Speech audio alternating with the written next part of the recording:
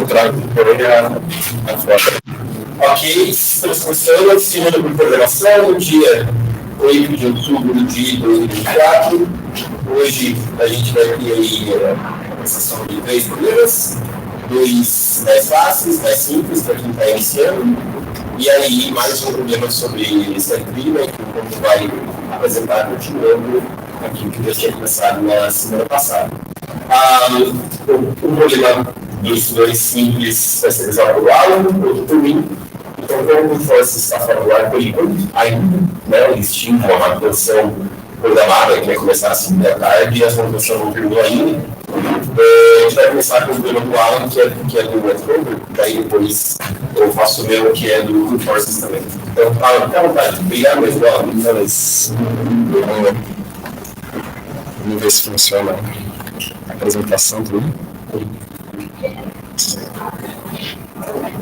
Ok, está funcionando. Vamos aumentar bastante. Bom, basicamente, esse problema aqui. Bom, eu não vou contar a historinha dele, né? Mas se vocês quiserem ler, ele é bem tranquilinho. Ele te dá como input uma string. Essa string ela é uma permutação de todas as letras do alfabeto. Então são 26 letras, né? Então, por exemplo, aqui ele te deu essa daqui, a permutação. O que ele quer saber? Você começa sempre na letra A, na posição da letra A. Você tem que percorrer essa permutação de A, A, B, C, D, E, e ele quer que você ache a distância total que você percorre. Então, por exemplo, deixa eu abrir aqui. Meu Deus, será que... Como faz zoom aqui? Zoom. Não, controlador com xixi. Então, beleza. Você começa pelo A, você vai ter que achar a distância total percorrida indo em ordem alfabética, né? Então, por exemplo, você está no A, para você chegar no B, você tem que andar 1, 2, 3, 4, 5, 6, 7, 8, 9, 10, 11, 12, 13, 14, 15. Daí você está no B. Então, agora você tem que ir para o C. Daí você anda 1, 2, 3, 4, 5, 6, 7, 8, 9, 10, 11, 12. Daí você vai somar tudo até você chegar no C, e essa é a resposta que ele quer, né? Bom, eu não vou codar no vídeo.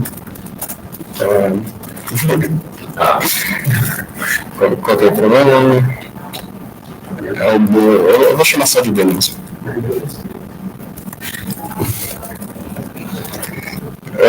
Bom, ele é bem direto para implementar, né? Eu vou colocar o cabeçalho aqui e vou explicando o código. Bom,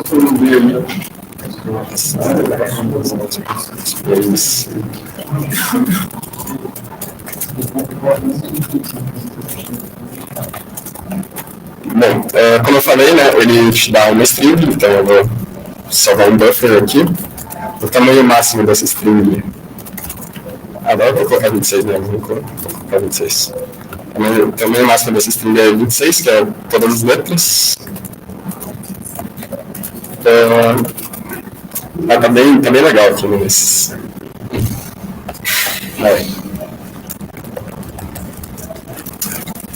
Bom, ele te deu isso daí, eu vou implementar do jeito força bruta aqui mesmo, porque ele é pequeno, né? Eu não falei estratégia de solução, né? Mas basicamente, como o input é tão pequeno, que praticamente um vetor de 26 posições, você pode fazer 26 vezes uma busca linear nesse vetor, procurando a letra que você quer. Então, por exemplo, você começa pelo A, você vai e faz uma busca linear para achar o B.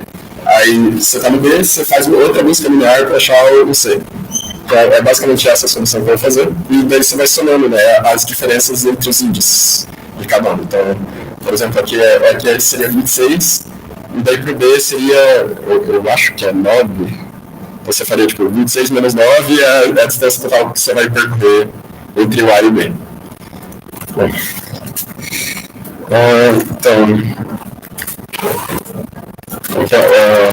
você começa.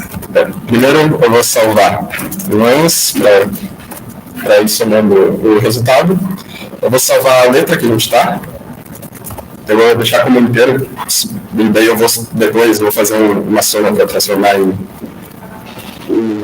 letras de novo, para fazer a comparação do vetor com a string, né? E eu vou salvar o índice do último. Então, tipo, o last index, né? Que por exemplo, eu vou estar analisando, eu estou procurando B. Aí eu acho B. Eu tenho que saber onde está o índice do A, né? Então, vai servir para isso, esse last index. Então, eu vou fazer 26 vezes...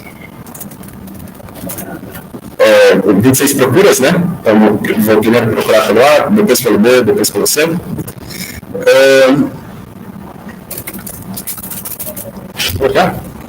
Esse é o código que eu fiz. Vamos buscar enquanto o buffer. Isso aí. E é diferente de letter mais o A maiúsculo.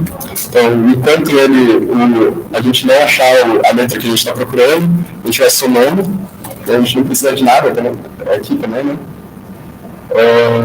Se usar a variável isso. O I é para quem? Não, o I é só para as interações, podia ser while mesmo. Mas eu vou ter uma função que o lugar de variável zero, depois 1, depois... Sim. Justo. Vamos fazer isso, então. Eu acho que... faz o nome pra mim, pelo amor de Deus. Vai ser mais intuitivo. A gente vai, o J ele vai ter o valor da variável da próxima letra que a gente quer, né? E daí a gente vai somar no antes, na resposta, o valor absoluto entre a diferença do índice antigo e do índice que a gente está, do índice que é a próxima letra, né, no caso. Então seria o J menos o LI. Só que esse antes, ele... Para a primeira letra, quando a gente sempre começa no A, quando o letter for zero, ou quando o letter for A, a gente não quer somar esse antes, porque a gente quer primeiro salvar o valor da LI, porque, bom, no A a gente não conta, né? A gente não tem que fazer essa conta no A, porque a gente começa dele.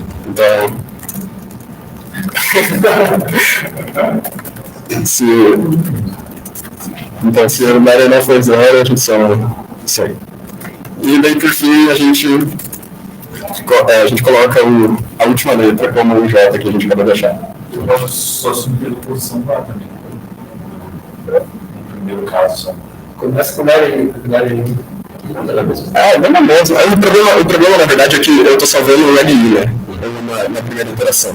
Então, eu preciso saber onde que ele está. Porque ele pode não estar em zero. Então, eu tenho que, tipo, se eu não colocasse esse if, eu teria que fazer um for para achar o A. Bom, enfim, IntF. O pessoal que está começando, né, vocês entendem que está fazendo por exemplo aquele mais caractere A? Isso aqui? Não? Então lá nós fica bom, o mais caractere A. Bom, vou explicar até com imagens aqui, que eu acho que vai ficar mais fácil. ASCII. Não dá para enxergar alguma coisa? Calma aí, velho. Legal. Meu Deus do céu. Mas Ok. Então, eu apresento para vocês a tabela ASCII. As letras que a gente está usando são essas letras aqui, né? De A até Z. Então, como as letras elas são... Bom, basicamente tudo, né? Em computadores são números, né? E letras também são números. E você deve ver aqui que o A ele não representa o número 1, né? Ele representa o número 65 aqui nessa tabela.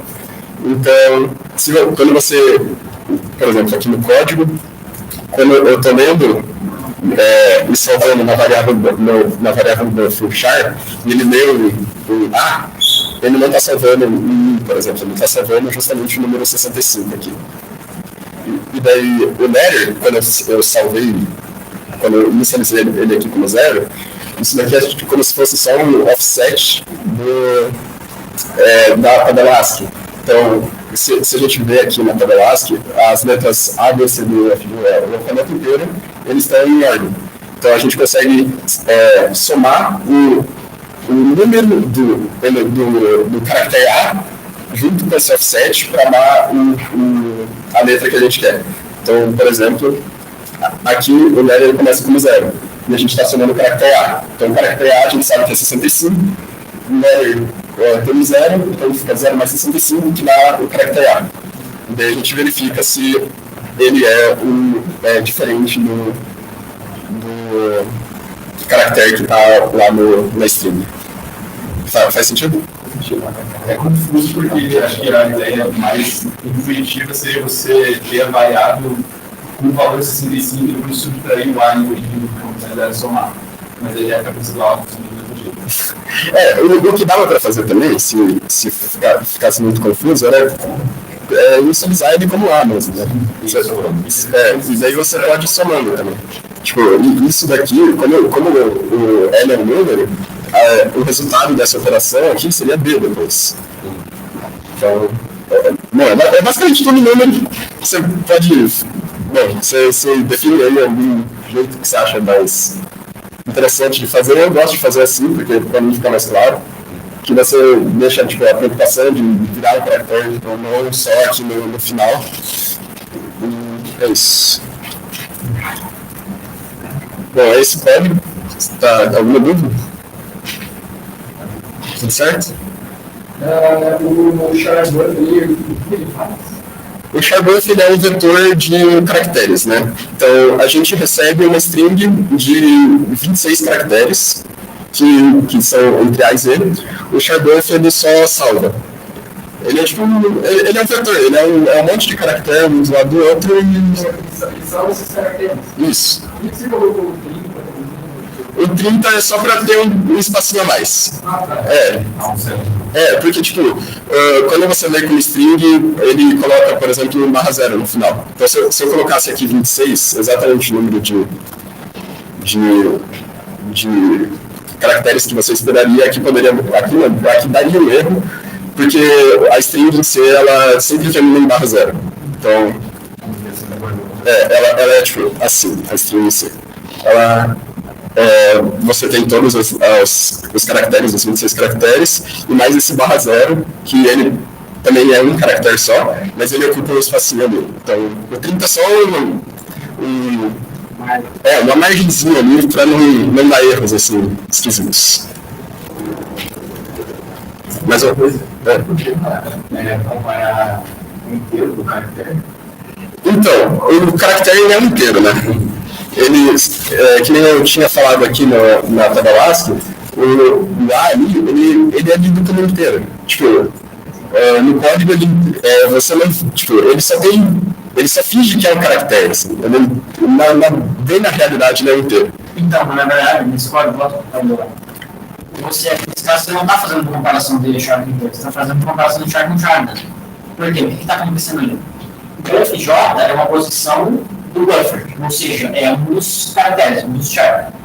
E o letter mais A, ele vai pegar o A, que é um caractere, e deslocar o letter. Vai ser outro caractere, também vai ser tipo char. Você não está fazendo comparação de diferente. É que a figura em si, char é inteiro de 2 bits. Sim. E int é inteiro de 32 bits. Mas é inteiro. A diferença é que em char cabe muito menos. Você pode armazenar em termos muito menores do que int, onde você pode armazenar em termos maiores. Mas você não vai você pegar uma variável tipo int e ler com %C, imprimir com %C. Você pode fazer isso. O %C não está necessariamente associado ao char. Vamos dizer getchar, a função getchar do C, ela também torna char. Vamos fazer um testezinho aqui. Vamos imprimir o número 65, só que em caracteres. Né? É 65? Pera, agora eu tô confuso, cara. É 65, sim, é 65. Então, ó, a gente está imprimindo o inteiro, entre aspas, né? Só que no formato que é interno. Então, vamos controlar aqui o que aparece. Meu Deus.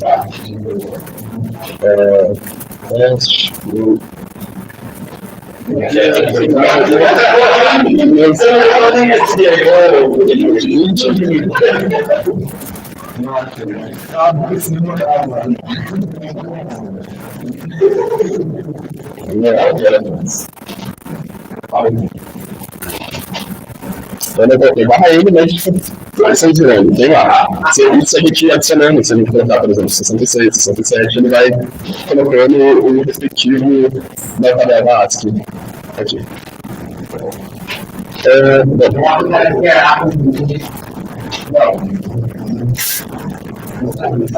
Alguma dúvida mais? Tudo certo? Bom, vamos controlar e testar. As lives. Tudo certo? Eu acho que eu estou no Ctrl-C, Ctrl-V. Eu estava com o negócio errado no Ctrl-C, Ctrl-V. Bom, eu vou começar por mim. 25, que é a resposta.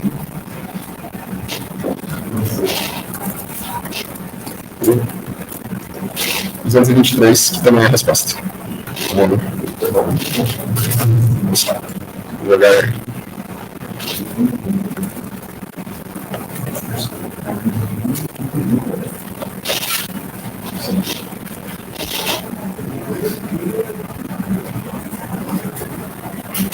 Bom, esse não é o melhor jeito de fazer esse problema específico, né? Tem outros jeitos bem melhores, inclusive outros jeitos bem melhores do que eu fiz ainda, que eu fiz com ordenação, tinha como fazer muito mais simples com um vetorzinho só. Mas, bom, se passou, tá valendo. Ficou com frequência para fazer otimização? O jeito otimizado, a gente tem tempo. Dá pra fazer por fora, então vamos fazer do outro jeito. Esse lado disso. Isso. Mas ele fica no lugar que aparece. Isso. Eu quero ver se é um protocolo, né? Uma permutação.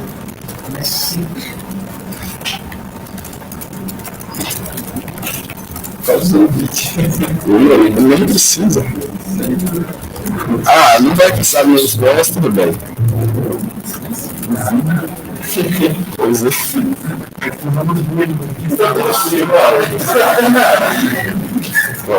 O buffer de 30. Opa, várias pessoas têm, vai ser legal. Mas eu não tenho permissão, cara. Eu não tenho permissão. Certo. Deve ter, não sei como. Bom, eu não expliquei a ideia, né? Desculpa que eu lembrei vocês antes. Bom,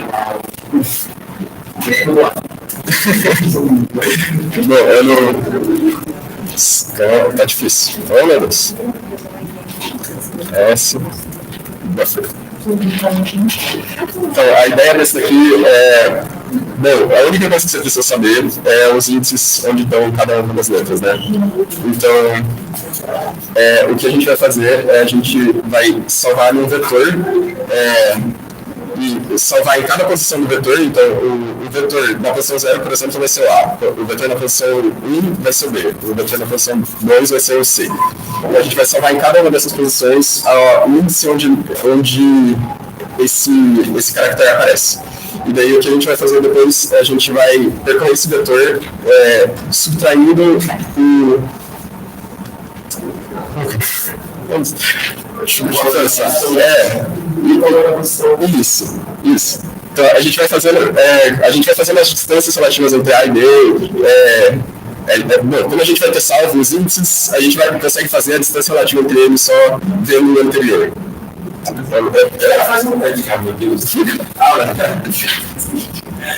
Faz um exemplo aí, uma permutação de A e C D.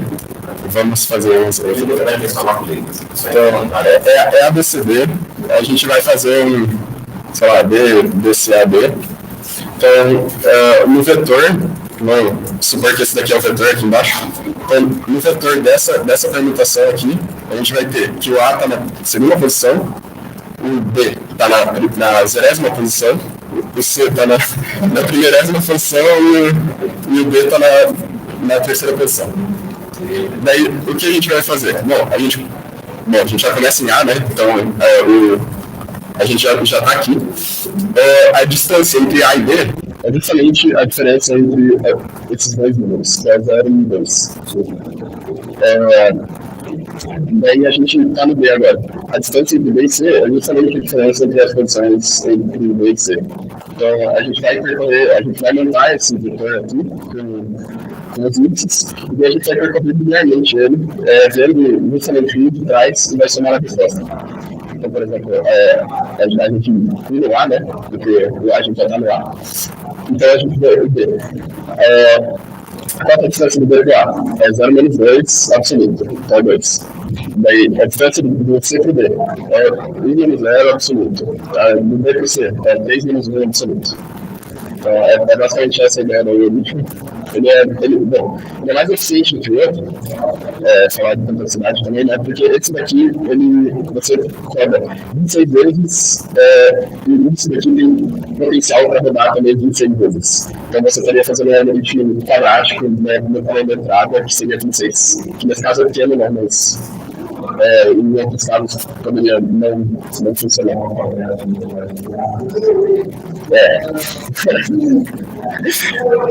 Bom, a gente vai ter o vetor de índices aqui. Eu vou colocar aqui. Não pode ser. É uma boa colocar índices.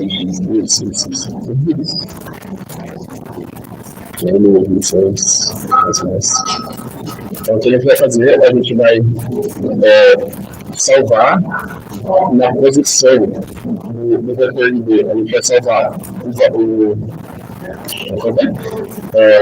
buff menos A. Então, a gente está salvando o índice no vetor de Bs. O caractere não, né? O offset do caractere A, o offset do caractere que está no buff na posição de A. Exatamente. Aí, basicamente, a gente vai salvar, se o buff for A, a gente vai salvar o índice na posição A do B. Meio confuso. Bom, aqui a gente, depois disso aqui, né, a gente já tem o vetor de mesa. Então, a única coisa que a gente tem que fazer é passar pelo vetor de mesa e subtrair e selecionar a resposta. A gente tem o igual a 0, a gente faz 26 mais. Isso, tá certo. Começa em 1, porque o lado já está lá. E também porque a gente vai acessar o anterior, né? Então, a gente vai soma antes IBI, no caso, absoluto de IBI menos IB menos 1. E daí isso daqui depois disso aqui já dá para aplicar a resposta aqui. E esse algoritmo, ele é mais utilizado que o outro, né? Porque apesar de ele ter dois cores também, os dois cores que são programados, cada um vai rodar em ODN. Então vai ser ODN mais ODN, então o algoritmo é ODN, que é bem menor do que o ODN quadrado, e por isso ele é mais otimizado. Vou ver se eu não né? Vou pegar os... Eu deveria dar guarda do chefe. Nem sei por que não guarda não, mas deveria. No que chefe não, só não escreve, só não comentar. 25.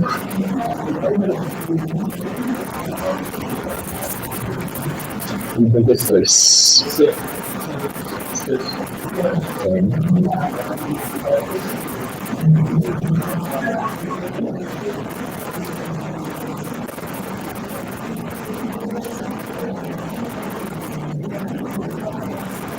todos.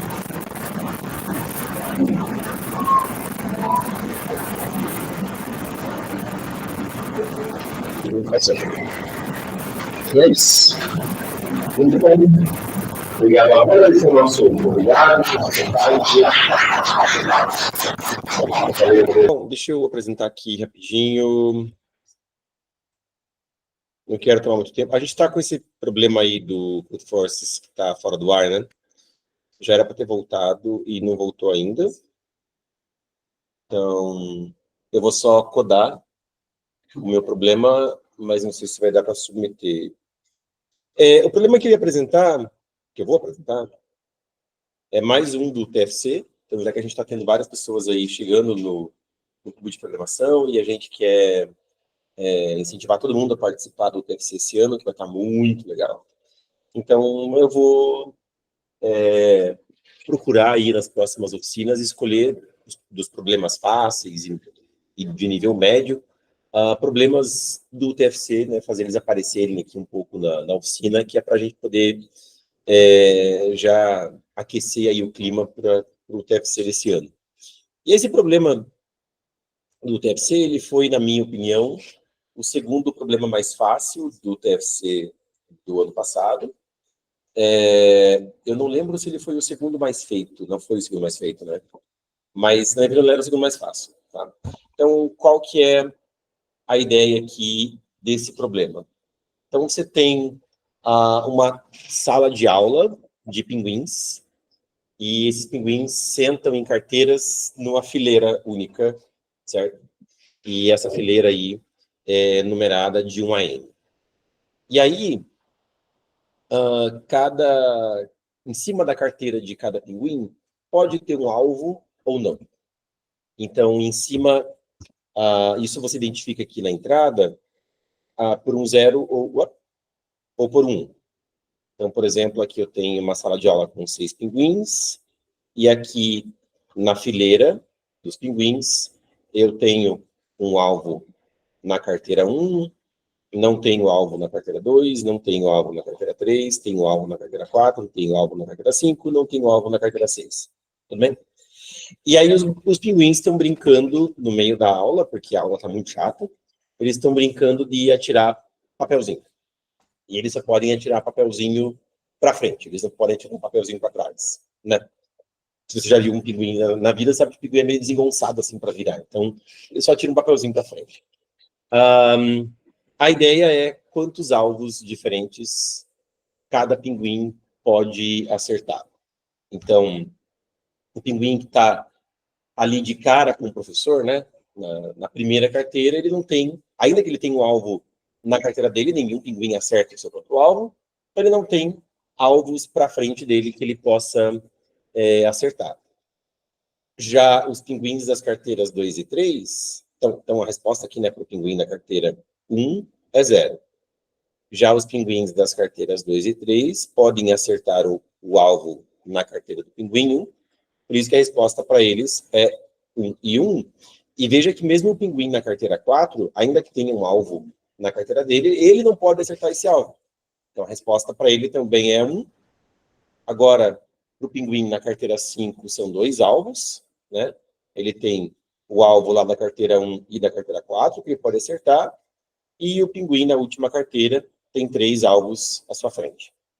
Beleza? Ok? Bom, acho que está bem claro aqui o problema, né? A gente precisa, basicamente, para cada posição desse vetor, somar todos os valores das posições anteriores, né? Já que os valores são 0 e 1 mesmo, que identificam se tem alvo ou não tem alvo na carteira, então a gente precisa só somar os valores das posições anteriores. E é isso que eu vou implementar aqui. Eu não lembro nem mesmo a ID desse problema. Mas isso está lá na página do clube. 552.402.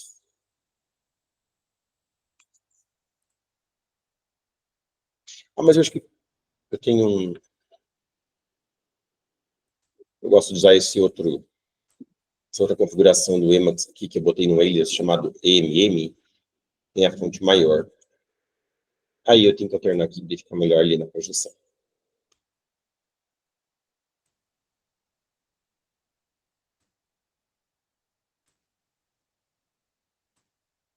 Beleza. Então aqui,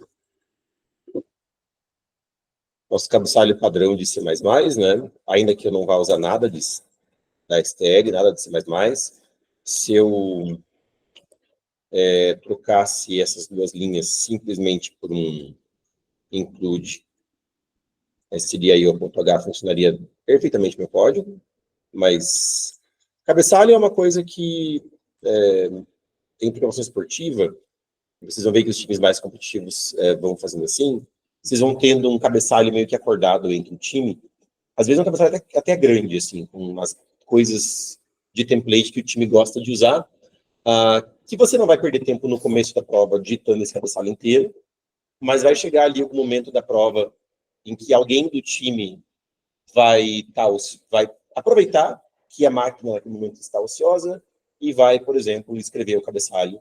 E aí, a partir daquele momento, para os próximos códigos, você só copia e cola o template do time para tudo que o time vai produzir a partir dali. Por problemas muito simples, você não precisa fazer isso, né? É desnecessário. Mas chega um momento em que alguém do time já vai montando ali em algum arquivo separado o cabeçalho, o template do time, e aí isso pode ser copiado para os próximos problemas e o time ganha tempo. Né? Eu estou falando isso só por causa de, tipo, encarem que eu escrevi isso aqui meio que de modo automático, sem pensar muito bem se ia precisar ou não, né? Na dúvida, põe e acabou, e vai dar boa. Né? E aí, então, eu tenho o inteiro n e tenho os valores do meu vetor de zeros e uns, que eu vou chamar aqui de A. E são, no máximo, não lembro mais, 10 na quinta posições. Né? A gente estava falando agora há pouco, né, da importância de quando você vai fazer alocação estática, em programação esportiva, mas eu diria, inclusive, mesmo na vida real, se você vai trabalhar com alocação estática, sempre aloque posições a mais do que aquilo que você realmente vai usar. Claro, aloque um número que seja da mesma ordem de grandeza daquilo que você precisa, mas maior. A mesma ordem de grandeza, mas maior. Então, esse aqui é um número da mesma ordem de grandeza que 10 na quinta, só que maior que 10 na quinta. E o bacana, na minha opinião, isso eu gosto de fazer esse tipo de coisa, é que aqui você vai contando os zeros, 1, 2, 3, 4, 5. Isso evita que você tome erros como eu já tomei. Bom, 10 na quinta tudo bem, é pequeno, mas imagine que fosse 10 na sexta, e aí você digitou isso aí porque você jura que você viu 6 zeros, mas não tem 6 zeros. Tem 5.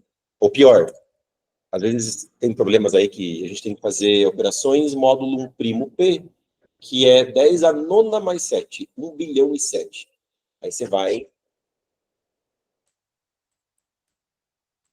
e você escreve esse cara aqui. E você acha que esse cara aqui é o 1 bilhão e 7. Que você contou ali 1, você jura que você contou 8 zeros e escreveu um 7. Mas não tem 8 zeros, tem 7 sets ali. 7 zeros. Então, aqui você não pode, inclusive, escrever, contar os zeros, né? Mas aí você poderia fazer, que é o que eu faço, pode gambiar 1, 2, 3, 4, 5, 6, 7, 8, 9, troca o 9 por 7, volta, aperta insert, 0, 0, 0, 0, 0. Faço isso. Eu garanto que isso aí é o 10 a nona mais 7. Tá? É bacana você contar os zeros com os números. Oi? Coisa que você também usa é colocar o exinho, né? 1 é 9, mas... não é muito legal. Eu não gosto muito porque aí é constante de double, não é constante de int, né? Aí sim, se você atribuir para o int... Senão ele nem compila, se você tentar deixar usar detalhe. Que eu sempre usei no... Isso aqui, né? Eu coloquei uma coisa com ponte.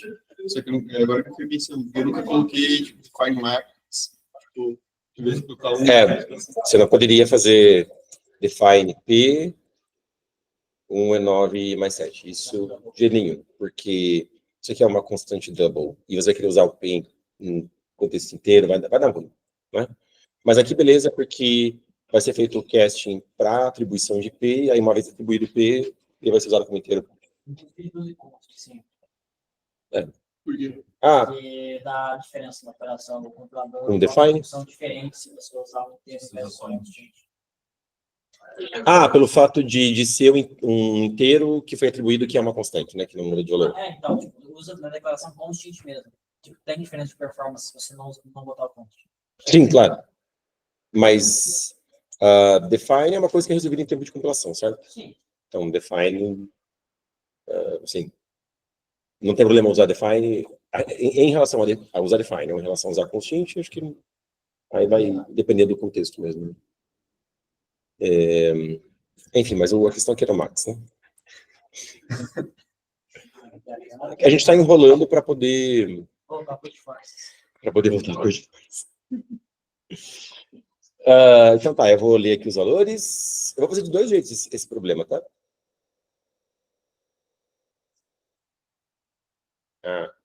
Eu tinha... Por que eu tô dando por isso?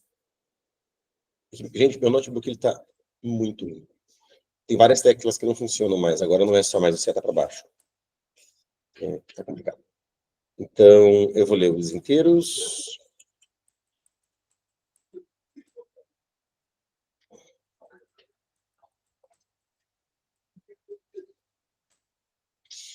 E aí eu vou, nessa primeira versão aqui do código, guardar nesse outro array, para cada posição i desse array soma, eu vou ter aqui a soma dos elementos no array A, desde a posição 0 até i-1, que é o que eu quero imprimir, certo? Então, como é que eu faço isso? Bom, A0 vai ser 0. Aí eu preciso calcular os caras desde a posição 1 até a posição n-1. O A na posição I, não. O soma na posição I é aquilo que eu já tinha acumulado da soma até a posição i-1, mais o elemento na posição i-1. A de seleção também, né? No lado de cima. Muito obrigado. Sim. Ok?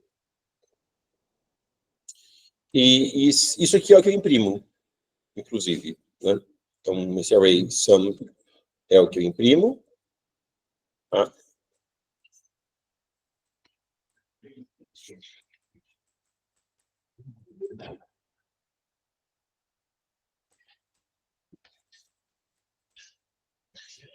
Cada valor eu vou imprimir com um espacinho antes, exceto do cara na posição 0.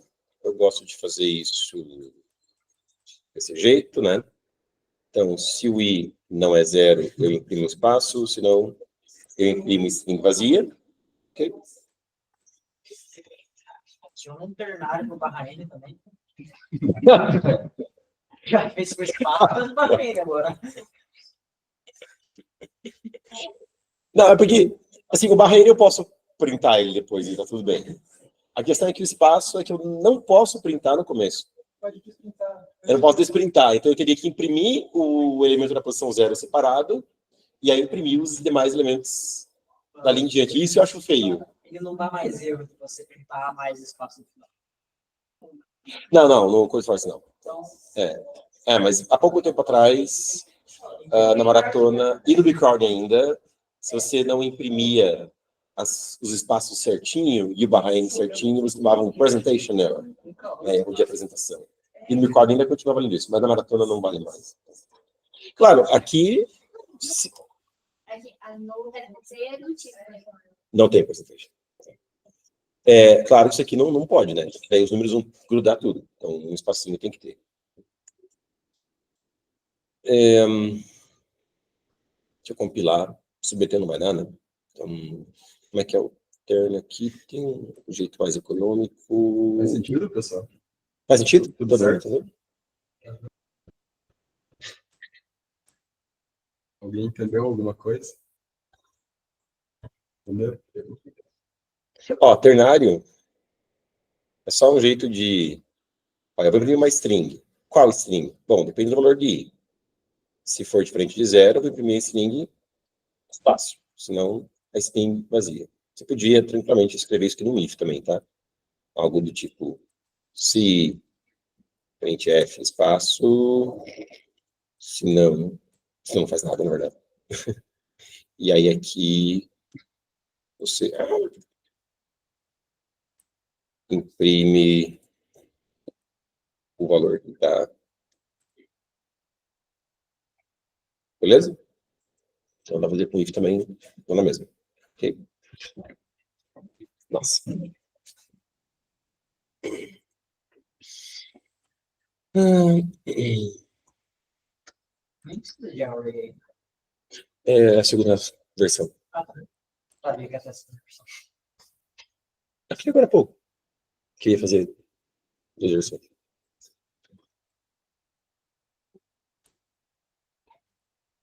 Ah, pois é, não tenho entrada. Não voltou mesmo? Pega do... É, sim, vou pegar desse aqui. 1, 0, 0, 1, 1, 0. Vai.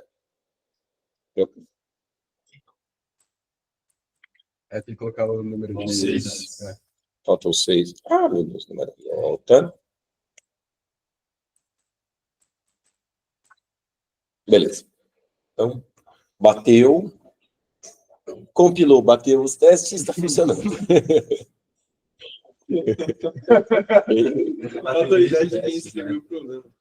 Não é não. Esse problema é do Fernando, eu acho, não?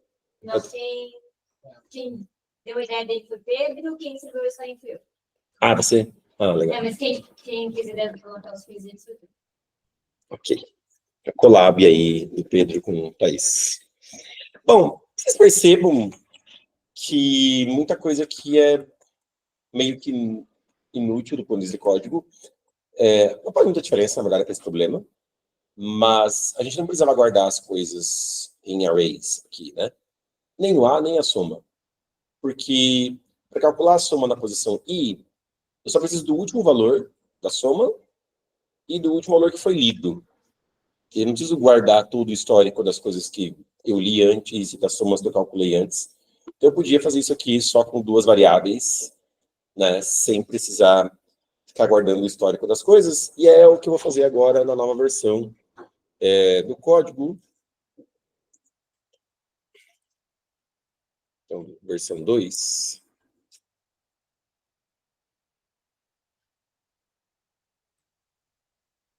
Deixa eu tornar de volta.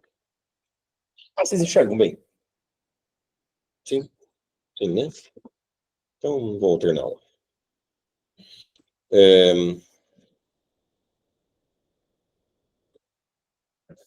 Então, eu vou ter A e soma. Tudo bem? Sem guardar em array. E aí,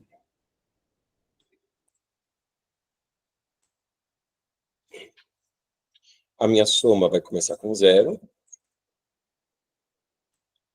Eu vou começar a ler os números de 0, desde o 0º número até o n-1º.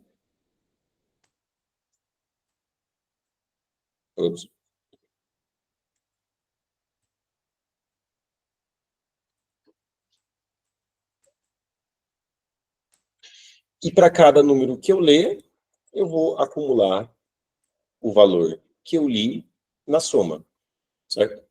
Agora, em que momento que eu printo o valor da soma?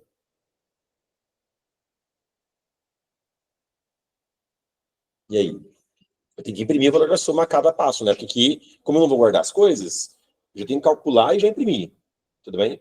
E eu não posso imprimir aqui, concorda comigo? Porque se eu imprimir aqui, eu estou imprimindo o valor da soma, ó, para i igual a 0, já vai estar dentro o 0º número no valor da soma, certo? E o soma, ele tinha que ser a soma dos anteriores. Então, é só eu alterar aqui a ordem das batatas na maionese e fechou. Então, imprime o valor da soma, que está acumulado até antes de você ler o número que você leu agora, e aí acumula, joga em cima da soma o número que você acabou de ler. Tudo bem? E claro, né? Imprimir assim vai deixar os valores da soma tudo grudadinho. Então, tem que dar um espacinho. Se quiser deixar bem bonitinho, naquele jeito lá que eu falei. E no final, o barra N.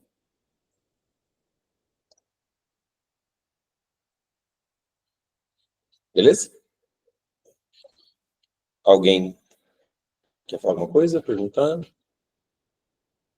Não?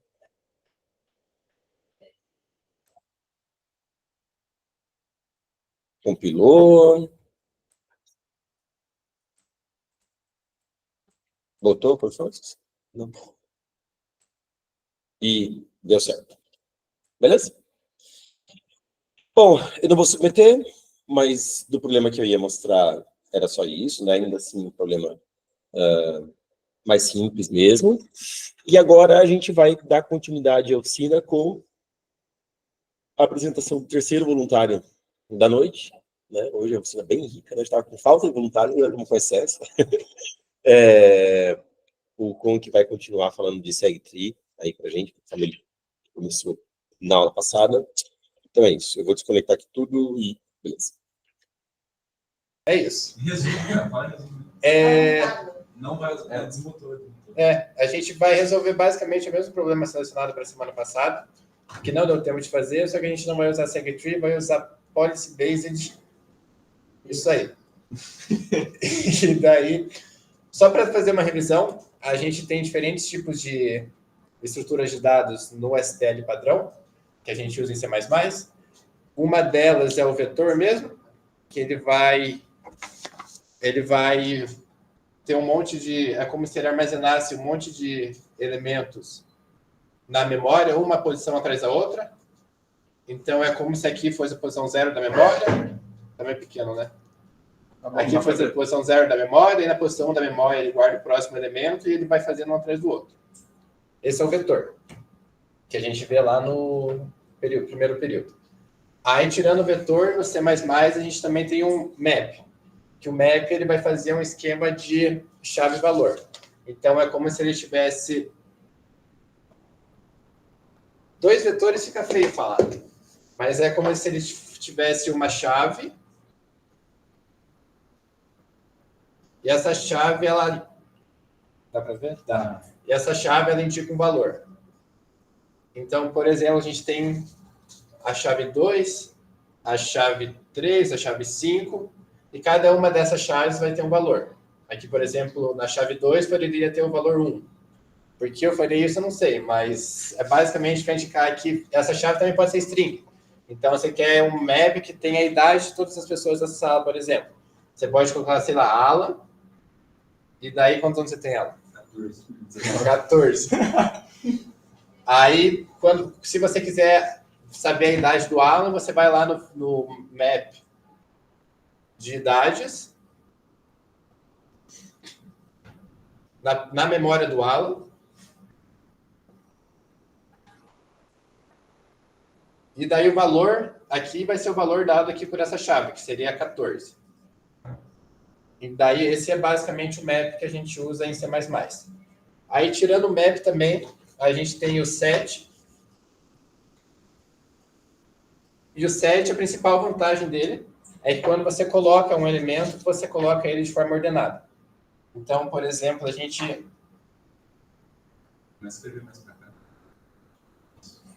A gente tem os elementos 2, 2, 5, 3, sei lá, 7 e 1. Quando você vai inserir esses elementos em um set, ele faz por ordem de tamanho. Então, você vai inserir o 2, ele primeiro insere o 2. Aí você vai inserir o outro 2, ele insere outro 2, o 5 é maior. Oi? 7 ou é multi-7? 7. Aí você vai inserir o 5, ele é maior que o 2, ele vem depois que o 2. Aí você insere o 3. O 3 ele está no meio entre o 2 e o 5, então ele vai inserir o 7 aqui. O 3. A diferença de um set para um vetor é que o vetor ele armazena, como eu disse, uma memória atrás da outra. O set ele não faz esse processo. O set ele só vai lá, salva o 3 na memória, o 5, e daí ele meio que um aponta para o outro. Então você vai ter o 2 e o próximo elemento é o 3. Aí o próximo elemento é o 5, mas não é posição contínua de memória, então você não consegue pegar os índices desses valores.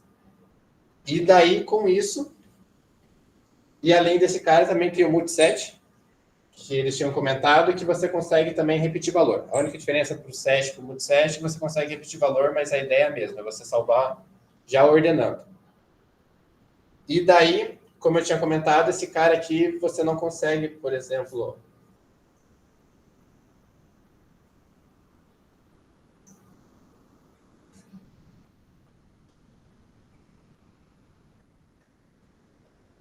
Você quer saber, você está no elemento 2, aí você quer saber, aqui você teria o índice 0, 1, 2, só que o set não funciona desse jeito, ele não salva os índices. E daí uma forma de você ter, se você quer trabalhar com índice, uma forma que você tem é você usar o Policy Based Data Structures. Como? Data Structures, que daí ele vai fornecer esse cara com os índices. E por que a gente, por exemplo, ia querer um set com índice?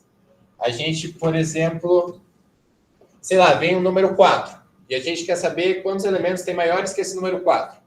A gente só verifica em qual posição, menores, por exemplo, acho que é mais fácil como exemplo. Você quer saber quantos elementos tem nesse multiset menores que o número 4.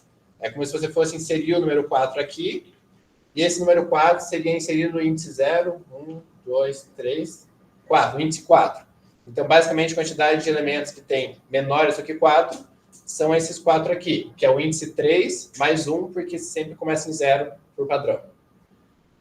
E daí, só que esse cara não é nativo do STL, você precisa fazer uma outra, inclusão de uma outra biblioteca, que é a do Policy Based Strategy Structure. Eu não tô nem na Tem a Mix. galera que fala index de set. Pra começar a falar. Isso. E, basicamente, era isso. Aí, com isso, a gente já meio que tem tudo que a gente precisa para resolver o nosso problema. Diga. Qual é a complexidade para trabalhar com essas LogGN. Que não sei. Não sei se é tudo, mas o que a gente vai usar é a LogGN. Que daí você, sei lá, 2, 4, 5, você vai inserir o 3. Quando você dá um insert, ele faz uma busca binária para ver qual que é o lugar que esse cara vai ser inserido. Que daí é a LogGN. Qual instante é? Cara, Não sei Log. se eu estaria com força que é grande. A constante do 7 não é pequena também. 7, né? Que também são lá. Porque é uma red left. Então, é grande. e daí com isso a gente tem o que a gente precisa para resolver o nosso problema. Eu acho que dá até para explicar o problema aqui. Acho que aí, no caso, eles devem trabalhar mais black com uma hash, alguma coisa assim. Na declaração não se especifica o que você está usando. Daí, basicamente, o problema que eu vou resolver é... Dá para eu abrir ali, só que acho que vai ficar meio ruim agora até organizar tudo. Mas ele basicamente dá um vetor de tamanho n. Então, vai ter um vetor A, por exemplo, de tamanho n, que vai ter os elementos desse vetor, que é o elemento A1, A2 e até A0 até A de n-1. E começou a ficar pequeno, né?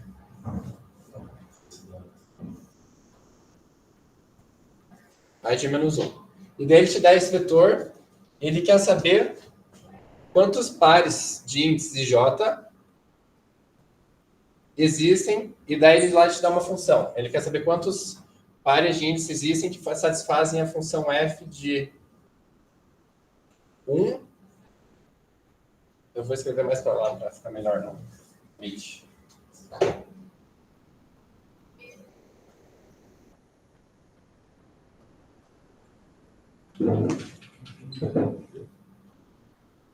Tem. Tem empresa. Tem? É melhor? Talvez. Vai depender de quanta tinta tiver na cor. Acho que não. E o pior, né? Cara, pior que não.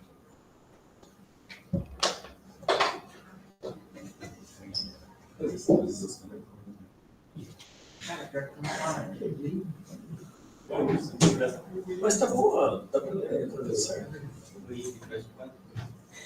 Pra gente ler na projeção. Bom, basicamente, ele te dá o vetor e ele quer saber quantos pares de índices I e J existem que satisfazem essa condição. E basicamente, o que é f de... Eu vou chamar esse cara de f de i, esse cara de f de j, que acho que fica mais fácil. O que seria esse f de i, por exemplo? Ele quer saber quantos elementos, é a quantidade de elementos do índice, aqui seria 0, do índice 0 até o índice i que existem, tais que esse elemento é igual ao índice, ao elemento do vetor, ao elemento a de i. Então, fazendo em forma de exemplo, que eu acho que fica mais fácil,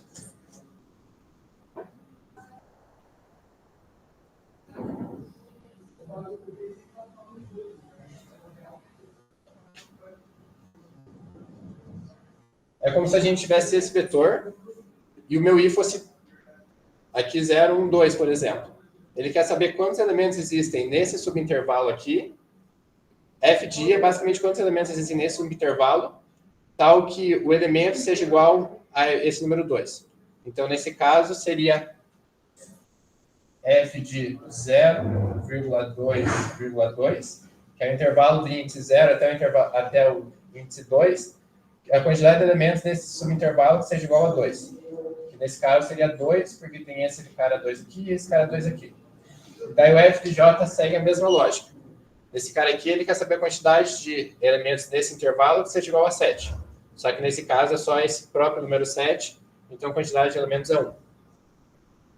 E daí, basicamente, a gente consegue fazer em tempo linear, a gente consegue pré-calcular todos os valores dessa função e todos os valores dessa função.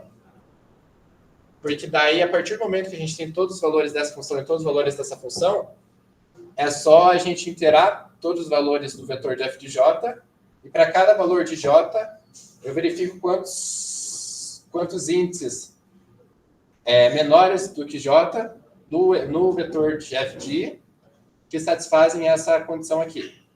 Ficou meio difícil explicando, mas eu acho que na hora de ir para o bode fica mais fácil. Mas basicamente calculo essa função para todos os valores de i e para todos os valores de j. E daí, a partir do momento que tenho esses dois vetores, é só interar o vetor de j, e daí eu verificar no vetor de f de i quantos elementos satisfazem essa condição. E daí, para verificar quantos elementos satisfazem essa condição, entra o bootset indexado que eu tinha comentado antes. Isso. E porque daí, basicamente, eu vou ter nele inserido todos os valores de f de i que já foram percorridos, e daí eu consigo verificar quantos valores de f de i são maiores do que o valor de f de j que eu estou atual para fazer a combinação dos pares. A ideia do problema é isso. Eu vou explicando enquanto eu vou fazendo o código, que eu acho que fica mais tranquilo de entender. Esse também daria para resolver com o it esse problema. Sim. Ou segue tree, se quiser fazer a bizarrice. E a câmera... Oi. Caramba. O code foi. Uau! Olha aí.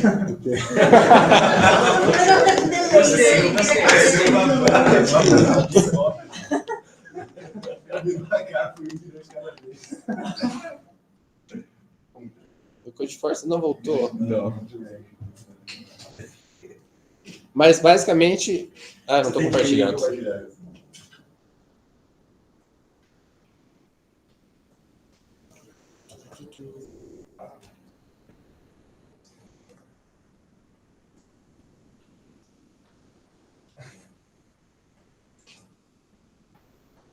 Foi.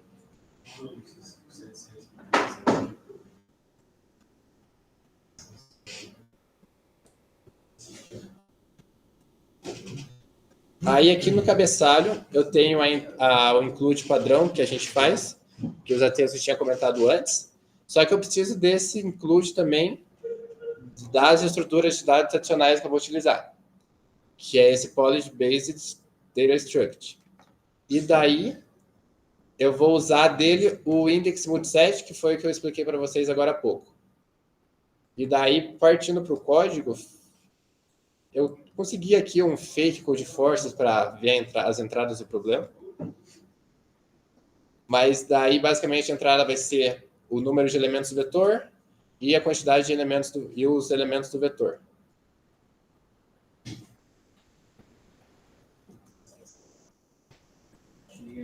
Judge para fake com force. Ah, cara, mas pô.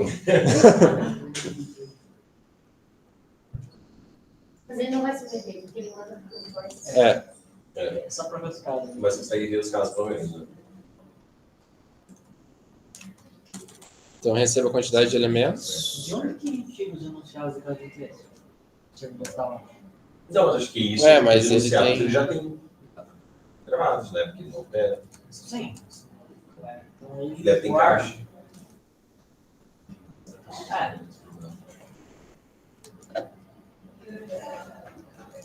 Mas aqui a gente aprende complexidade de espaço. Eu, diferentemente deles, não faço alocação estática, porém depende.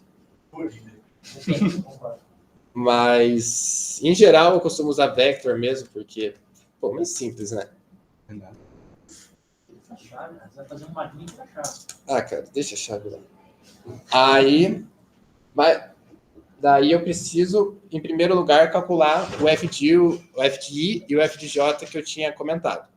E daí, para calcular esse cara, eu vou percorrer... Primeiro eu vou calcular só o FDI, que acho que fica mais fácil para entender.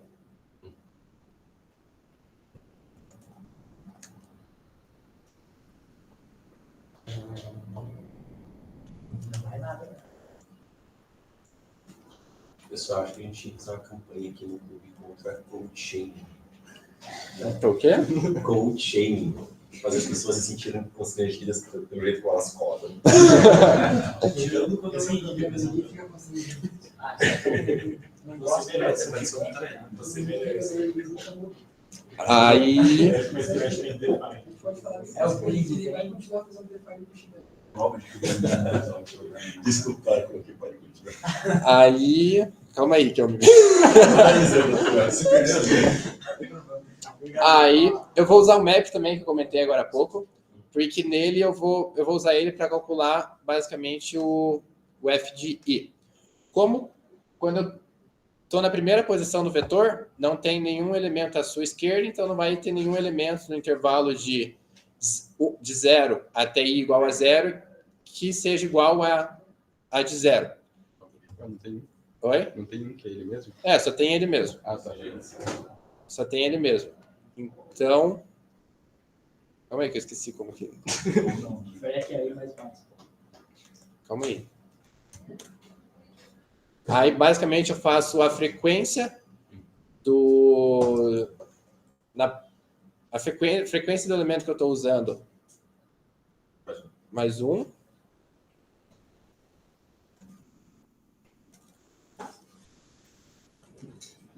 E daí eu salvo isso no vetor de FDI, que seria... Ué, calma aí.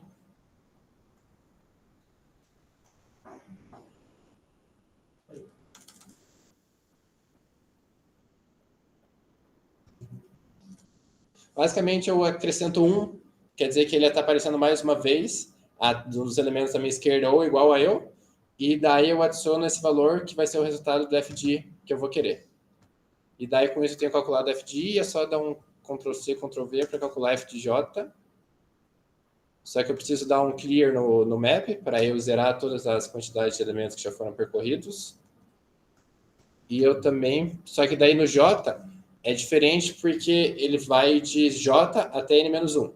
Então, para eu começar sem nenhum elemento percorrido, eu preciso que o J seja igual a N-1 e daí eu percorrer ele igual a 0.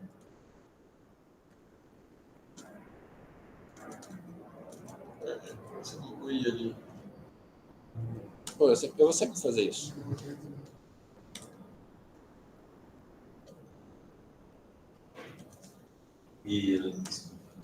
Isso. E daí eu tenho os vetores de FDI e FDJ calculados. Partindo desse momento, o que eu preciso fazer é basicamente... Calma aí. Deu branco. Declara muito que isso é Sim. Eu vou percorrer para cada índice do valor de FDJ. Eu vou percorrer esse cara adicionando os elementos que já foram percorridos de F de I, para eu conseguir fazer a comparação para ver quantos menores existem.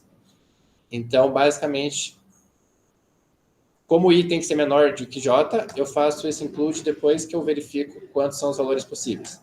Então, os valores possíveis para I, para cada J que existe, eu preciso declarar o 7 primeiro. Né?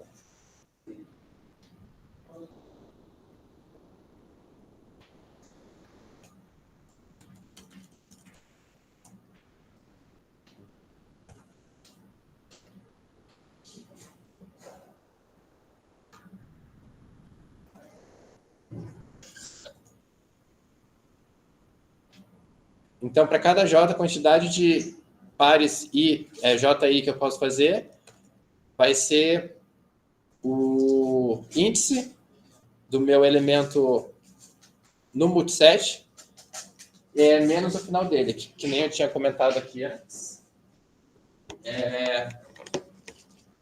Calma aí. Eu não anotei aqui. Mas, basicamente, eu estou 7, daí eu faço uma... Eita. Calma aí.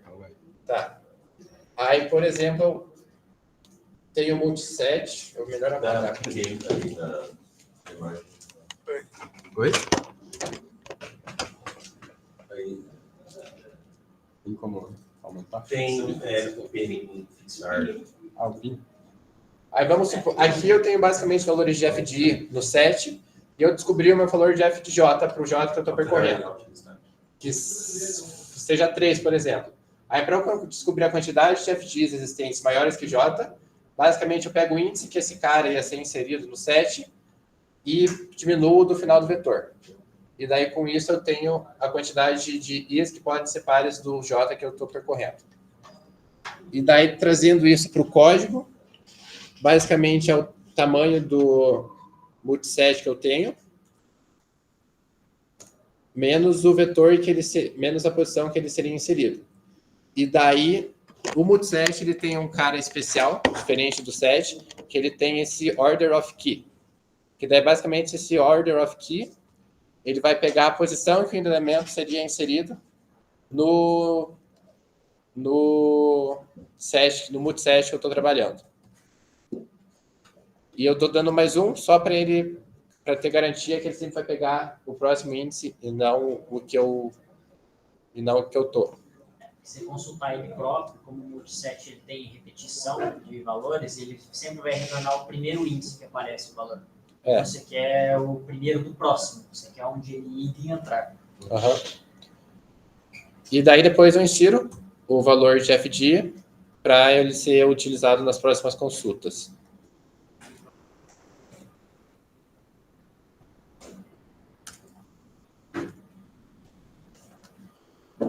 E daí eu dou o count to answer no final. E é para estar funcionando. Só deixa eu ver se eu não fiz nenhuma besteira nesse meio termo. Não vai dar para submeter, né? Porque o code force está fora do ar.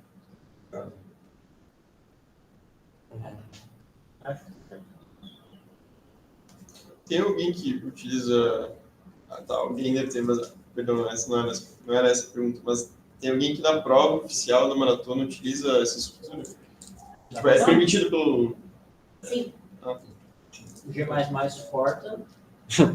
Tá no jogo, é para usar. Uma coisa que muita gente conhece, mas às vezes é uma coisa feia. Eu não gosto muito de usar, não sei o que. Mas é bem conveniente. Mas é conveniente. Normalmente, a maior parte do ano, assim, dá para você usar outra coisa. Tipo assim, mais padrão, tipo, você dá para usar tudo. Tem gente que usa assim, mais ou menos. É que comemos, né? Esse negócio se é só pegar o order of key, é algo que todo mundo que já implementou na mão uma árvore preta sabe que você pode implementar essa operação. Porque basta você, nos nós da árvore, guardar os tamanhos das suas árvores e na hora de fazer as rotações, atualizar as rotações inicializadas, você consegue, na hora de buscar por uma chave, saber a posição dela, porque você sabe os tamanhos dos caras que você está navegando na busca.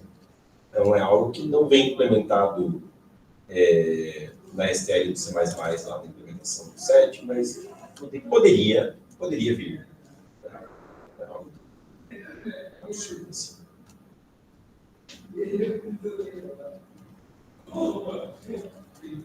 Daí esse cara eu compilei.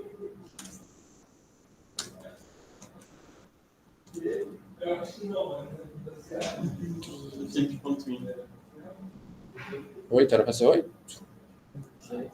Era. Testar só os 3 casos de teste, porque não dá para enviar, né? Com o a gente tá fora agora? Eu acho que... Eu olhei agora há pouco, não falo agora.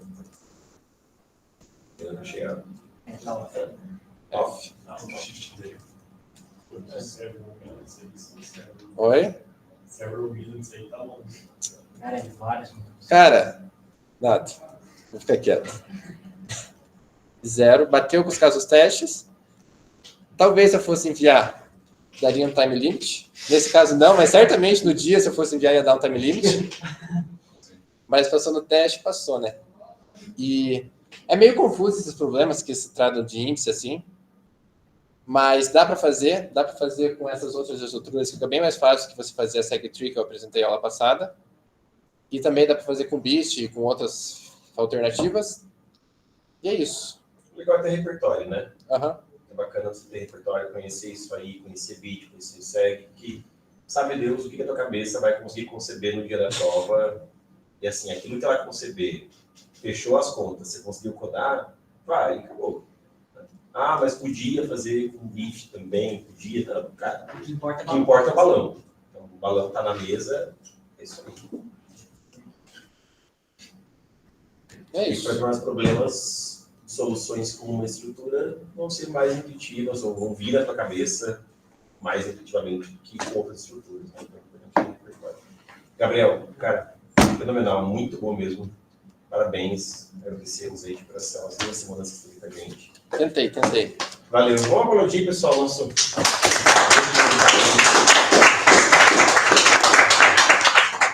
Semana que vem a gente já tem voluntária, é a Thaís, ela vai apresentar pra gente os problemas que ela não passou ainda, né, Thaís? Então, eu tava sem bateria, mas eu tô mandando agora. Tudo bem.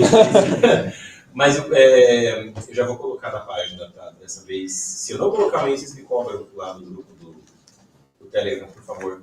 Ah, eu não consigo acessar o link. Ah, tudo bem. Pode Manda mais. amanhã a gente coloca na página lá. Eu vou fazer também alguns problemas, 1 ou 2 problemas fáceis antes do problema da Thaís também. Vou fazer 1 ou 2 problemas. Eu chego 7h10, 7h15. Então Aí você vai fazer um problema, né? Não, 2. 2? Ah, então eu faço um problema. São 2, mas são 2. Não são 2 difíceis, são 2. Tá, daí eu faço um do terceiro. Se você chega e faz o seu, beleza. Obrigado mesmo, Thaís. Obrigado a todos que vieram. A gente vai continuar no laboratório, são 8h15 ainda, né? E a gente vai deixar aberto para quem quiser treinar, só que o pessoal do TFC tem que fazer a reunião, né, do TFC, que tem voluntários. Eu sei que tem pessoas aqui que querem competir no TFC. Então, eu acho que a gente continua aqui só para quem vai ser voluntário do TFC. Quem quer treinar, vem aqui na sexta-feira, né? Treinando de sexta, das 2. A gente vai ter sala. Até sexta a gente vai ter sala. E daí o treino de sexta também, às vezes, não é só para fazer, às vezes, treinar alguma coisa e tal, se vocês querem perguntar para alguém que já manja mais, vocês podem vir aqui, fazer tipo monitoria, alguma coisa, se quiserem vir aí, conversar, discutir algum outro exercício, ou é algum horário que a gente tem uma sala pra gente usar para tudo. Então, das 2 às 6. É a tarde inteira. Então, você não pode vir, você tem indisponibilidade das 2 às 4, pô, mas está ali das 4 às 6. Então, vem a hora que você pode, né? A sala está aberta lá, você vai chegar e vai poder usar o espaço para rodar, para treinar, para conversar com o pessoal que estiver lá, trocar ideia, que é nesse modelo de oficina. Então, fica aí o convite, o apelo. Mas os treinos também estão ali na página. Quem quiser sair daqui, ir para a biblioteca, ir para algum lugar, pegar os problemas e já ir fazendo, também pode, né, cada um. Já está liberado para poder fazer. Vocês fazem a sua descrição. tem 2 treinos lá, um de Div 3, que é um pouquinho mais simples, um de Div 2 Beginner. O Div 2 Beginner já é um nível um pouquinho acima, mas também não é tão difícil assim. Então, divirta-se muito. Tá bom, pessoal? Então, aqui na sala, eu vou pedir, tanto na sala virtual quanto na sala física, eu pedi que fiquem só as pessoas que irão trabalhar no TFC, então nós vamos competir. E aos demais, muito obrigado. Seguinte semana, semana que vem. Valeu.